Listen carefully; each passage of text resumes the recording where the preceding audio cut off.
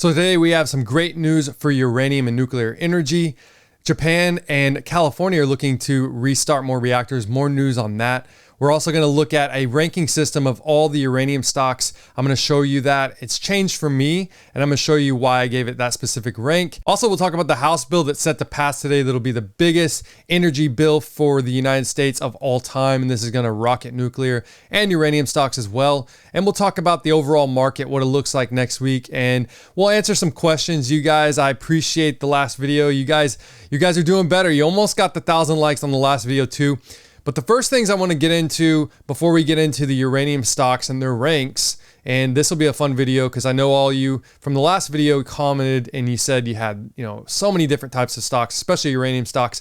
So I can cover and give you my ranking on those, and those change daily. So it'll be in the sheet. If you guys have the sheet already, you can go check it out. It's already in there, the uranium sheet. It's in the Discord link below. But California governor of all people, Gavin Newsom, proposed extending the life of the state's last operating nuclear power plant by at least 5 to 10 years to maintain reliable power supplies in this climate change area. And obviously California, having lived there, they have a lot of energy issues and an energy crisis and a water crisis, and it's pretty much everything. So the draft proposal also includes a possible loan for operator Pacific Gas and Electric for up to $1.4 billion. The proposal was confirmed by Newsom's spokesperson, Anthony York. The bill says impacts of climate change are occurring sooner than anticipated and are simultaneously driving up electrical demand while reducing power supplies. What have we been saying? Even Elon Musk actually said that nuclear power was good. We needed it just recently, not too long ago. So the proposal said the continued operation of the Diablo Canyon plant beyond 2025 is critical to ensure statewide energy system reliability. Now, Diablo Canyon is a really cool nuclear power plant. I've actually filmed a film near there. It is a shame that they were wanting to get rid of this. And it's right by the sea. You got the cold water of the Pacific. It's just such a good facility. And they need to make more, honestly. But the draft in this was obtained ahead of the California Energy Commission meeting on the state's energy needs and the role that the seaside plant midway between Los Angeles and San Francisco could play. So this is going to be needed. The Democratic governor, who is seen as a possible future White House candidate, has for months urged PG&E to pursue a longer run beyond a scheduled closing by 2025, warning that the plant's power is needed to maintain reliable service as the state transitioned to solar, wind, and other renewable sources of energy. And they've had issues with all of those. You can go look at the solar farms in the desert, the mirrors, and there's documentaries on it. It's just a shame how much money they put into it and how it's not as reliable as nuclear. Now, on the other side of the ocean, we can look at Japan. Japan just said today, this is out of Bloomberg, that they want to have 9 nuclear reactors online by this winter. But the new prime minister, he said last month that the government will do what it can to ensure as many as 9 reactors are online by winter. And Japan has 33 reactors, but most remain offline due to their safety. They need to hit these safety regulations. Now, what happened today, they said that more nuclear reactors must be restarted for Japan to ensure stable power supply for next summer and beyond, according to the nation's newly appointed trade minister. Beyond next summer, it is important to keep restarting new nuclear power plants.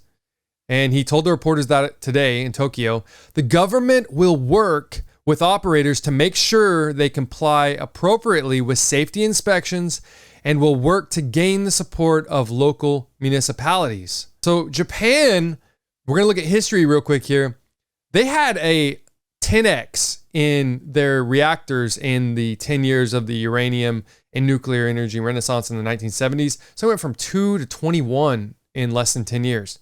So I think we're seeing that again across the world. We're seeing China obviously is going to have, they didn't have any during this time, but China is going to have 150 in the next decade that they're pushing. And then the United States, obviously the United States had a record amount during this time as well. And that's what we're jumping into. You can see this. And these are their nuclear power plants. I just tweeted this out. And you can see how many are offline. Now, a lot of these don't meet the safety standards, but they want new ones. Now, Japan gets a lot of their fuel from these recycled fuel rods, especially from the other plants, their Fukushima. But they also are looking to do this MOX fueling, which does use uranium downblending. And what it is really a new demand that's not been calculated. And it's an Eastern demand. We're talking about Japan, we're talking about China, and all these reactors coming up, the Philippines looking, and it's a new nuclear energy renaissance. So this is Salem. So Salem actually traded the stock market in 2020. She made about $5,000 trading Boeing. Probably the only cat in the entire world that ever traded the stock market. So she walked across the keyboard when I was day trading Boeing, and she bought hundreds of thousands of dollars worth. And just so happens that day that Boeing was going up a bunch, and it was early 2020. I stuck with the trade a little bit, sold it, and it was like a 5,000 profit, but pretty cool because a week before that, she had actually went to the hospital and it cost like $3,000-4,000. She had ate one of Lucy's pills, almost pretty much killed her. Thankfully, the vet was able to hook her up to IVs and oxygen and everything. It was a really good vet, but she decided to trade the stock market in 2020. Now, the next few things, before we get into those uranium rankings, I tweeted this out earlier, some uranium facts. So Centrus Energy, LEU, and UEC, which we will also give a rank today, they're former secretaries of the Department of Energy, both of their either CEO or their chairman. So UEC's chairman, Spencer Abraham, he's on the right here. He was not only the Secretary of Energy for Bush, he was also a Harvard alumni. And so is Dan. So there's this path. So I think that both of these people who I think that their stock has a big opportunity in the future for supplying the government and all these nuclear reactors, not only uranium, but also HALEU. So both of these stocks have done really well. That's another thing. In the past month, these are the uranium stocks that have done the most with market caps over 100 million. So LEU is 58%, and what we just talked about, UEC is 33%. And you can see here on the chart, this is in my Discord and the link in the description below the chart. We're going to go over that chart in a minute too. So the other thing is I want to show you another fact, and I post these out daily, so go check out, follow my Twitter. But fact 30, uranium nuclear cycle, this nuclear renaissance, we had 3 of these cycles. And the second one was the one I just talked about, this renaissance. Well, this price of uranium would be off the chart. It'd be up $218. So this is not adjusted for inflation. But as Deep Yellow had said in this, that the upcoming exploration boom is really not just that, it's also a nuclear energy renaissance, nuclear plants. All these civilian-inspired nuclear plants, they needed energy. Nuclear revival is what they're calling cycle 3. And I think it's another renaissance. This is Fun Fact Fridays. How about that? That's what we'll do this. I'll answer a lot of your questions. And that's, I guess, what we're going to call this.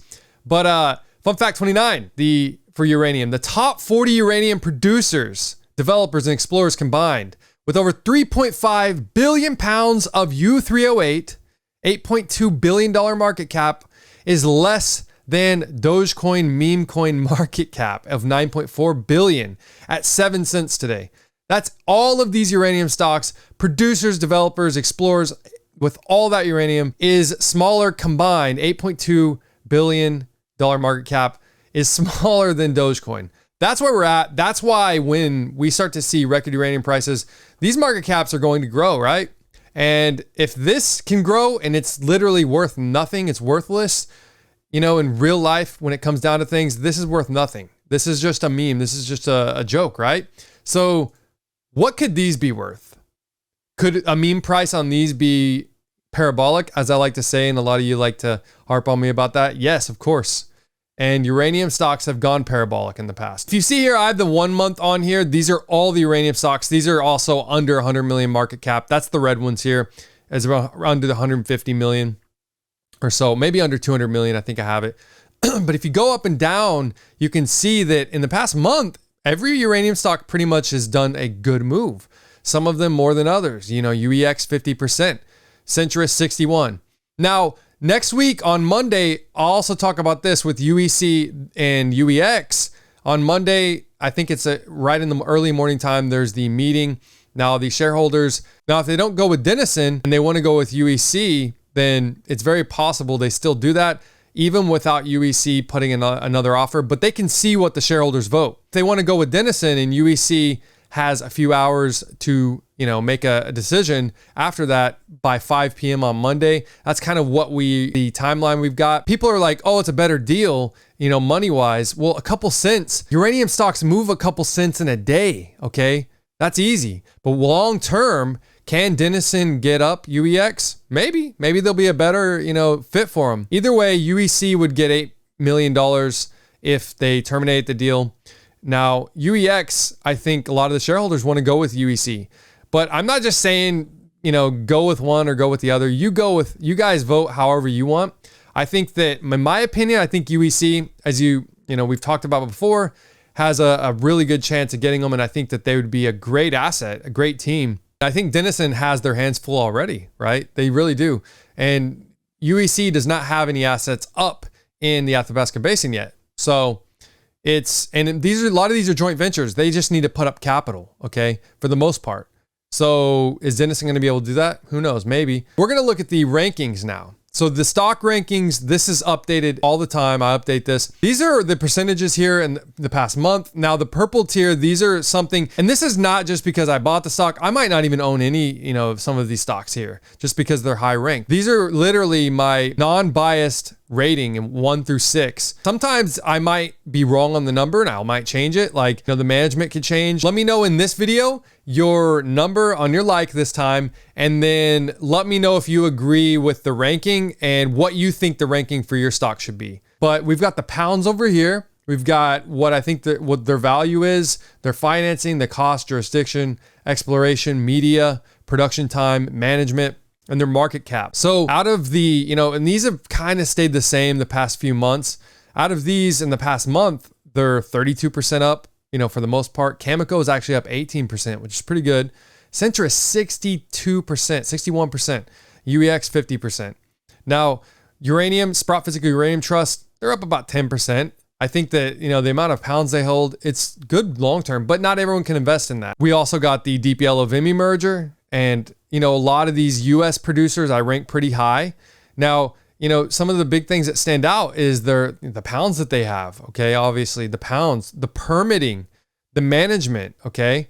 Some of the other things, the jurisdiction, US jurisdiction in my book is the best right now, as far as, because we have already seen the market caps like Cameco. They're high up because their jurisdiction is good and they got pounds, but we have not really seen the market value the amount of pounds that say UEC could get up and going. And today they actually have revised their pounds for their ISR. As you see here, as it gets lower down the tier, it does not mean that I might own one of these stocks. I might day trade a stock down here because I've ranked them like that long term. This is really a long term thing. This is not necessarily a day trade type thing, but some of them have done pretty good. But when you get into the 20 million market cap, 5 million market cap, it's going to be very volatile. So they move sometimes 20% in a day under zero volume, like maybe one share traded, 10 shares, no amount of money moving some of those tiny market cap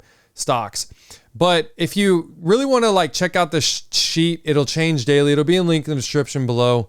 And I just honestly, US producers right now, big producers with permitting, and Centrus Energy, Sprott Physical Uranium Trust, the ones that have done mergers, I think that UR Energy and Peninsula and Encore, these three are very good prime targets for a takeover, merger, and also down here, Anfield. Now, Anfield, I think because this jurisdiction is heating up, I might actually say that their jurisdiction, I might actually give it a 5 now. Okay, and I also might give their pounds, I think they might be worth a little more now. So we're actually going to bump, and as I showed you, we're going to bump this up a little bit. So Anfield will go up, and this price is very low for the assets, 29 million pounds, right? This stock management, they are an M&A company, so I don't give them a very high score, and it's going to cost a good amount of money, but a lot of these companies, especially these bigger US producers possibly, could be looking at another mill. They have a mill there, okay? And I did like the stock. I liked the value on it last year. But management, there was warrant restructure and management also sold. So when management started selling, that's when I was out. And, it's an M&A company and no one's took the bait yet, right? They've got the mill. So someone knows something. Now with all these M&As starting, I think that could be a next one. We'll look back on this video and we'll probably be like, man, that was a cheap deal. 6 cents. But if we look at some other ones, possibly Western Uranium, I think that the CEO is really good. He founded Energy Fuels, and there's, just an endless amount of opportunity really out there. And I'm never hating on uranium stocks. I love every uranium stock because I love them because there's volatility, there's money to be made. I can't marry a uranium stock. I could trade it instantly and never trade it again, possibly, because I'm not going to marry it. Just because I trade it and just because I'm invested in it doesn't mean I'm going to hold it long term. Thank you for getting the video last time to, I think we're probably close to 600 likes now. I really appreciate you guys doing this. I love making these videos. Now, if we're just gonna jump into this, just look at the overall uranium market. You can see uranium stocks almost today, everything is pretty flat. Now, NASDAQ was up. If you look at the price of uranium, we're still in the third base here. And I think, as always, by fall, this should have a good breakout. It's looking really good though. But the only one really up with volume is UEC still. So as the market, we're about 15 minutes from close. NASDAQ, really all the money's going into the NASDAQ. So there is the House bill. The House bill they're currently debating. This will be the largest climate bill in history. This is going to help uranium and nuclear power plants. This will probably go into the weekend. Watch my channel this weekend. I'm going to keep you guys updated, and I'll be live in the Discord talking about this. They're debating it right now. When this passes, I think the big money, the massive hedge funds I talked about before, are going to start looking at investing in uranium and uranium stocks. And remember, these companies have also, these hedge funds have also bought uranium in the past. They know what's going on. Commodities today, crude oil kind of pulled things down. And are we unyoked from the energy market now? Who knows, really, with uranium. We're in that summertime. I think we need more volume and a breakout to really get to where we need to be. But one of the last things we'll look at is the search terms for uranium. And this is a trend that I picked up on, that normally in June, the summertime, is the worst time for uranium searching. The stocks are sideways. Look at this, June. It's the lowest, right? And it's been that way usually throughout the years. June, July, summertime, the lowest, people are searching. And then when is the highest? It's usually September, October. Look, September, October, and September, October. Same thing here, September, October, and spring. Spring is refilling too. And that's when we saw the big highs. But right now, we are the highest really we've been ever in the summertime for people searching. And the breakout is Uranium Energy Corporation is the breakout here. And some of the other breakouts on this side is Uranium Energy Corp. Okay. So these are related topics and related queries. I look at this data and I use this data as well. And the sentiment for uranium, the nuclear, how is it? And with all of these nuclear power plants getting the extensions, there are going to be people looking to invest in uranium. There's a lot of, talk on uranium recently. Now, if we can somehow break out this fall, I think that it's going to bring a lot more volume into the uranium stocks. So you guys, thank you so much. Be on the lookout for new videos. Comment your like number below. And this time I want you to tell me what your stock that you talked about earlier, what you think the rank should be on a number wise. Remember, like the high 30s is high, better. And then you can give me the example for why, and I might even change it. And I'll do a deeper video on these and explain each one. And if you guys like it.